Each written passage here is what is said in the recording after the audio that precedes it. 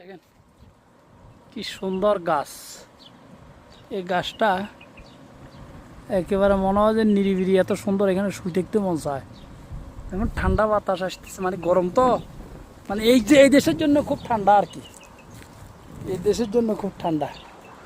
গাছটা অত্যন্ত সুন্দর, কি যে মজা। আমাদের দেশের বট গাছের মতো এই গাছটা, কি গাছ চিনতে পারতেছি না, তো বট গাছ ন, ফলও ধরছে, এই যে ফল ধরছে, তো বট গাছ ন যে এটা শিওর,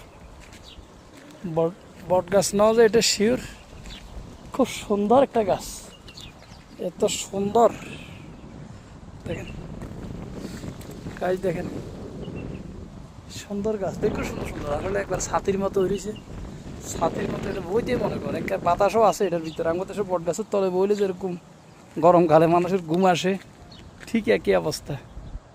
দেখছেন, একই অবস্থা। খুব সুন্দর সুন্দর গাছগুলা, বট গাছের মতো ছড়াই ছড়াই রয়েছে। এগুলা মেডিকেলের সামনে তো, হসপিটালের সামনে এগুলার রাখছে খুব যত্ন করি। প্রত্যেকটার গোড়ার মধ্যে আবার ফাইভ আছে, যদি ফাইভ না থাকে, পানি না থাকে, তাহলে মরে যাবে, তাহলে মৃত্যু অনাবার্য, শেষ। এলো অবস্থা।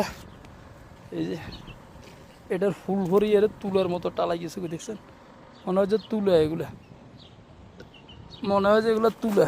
নিচে গাছের ফুল, সব গাছের ফুল, কি সুন্দর ফুল। এ হইলো অবস্থা।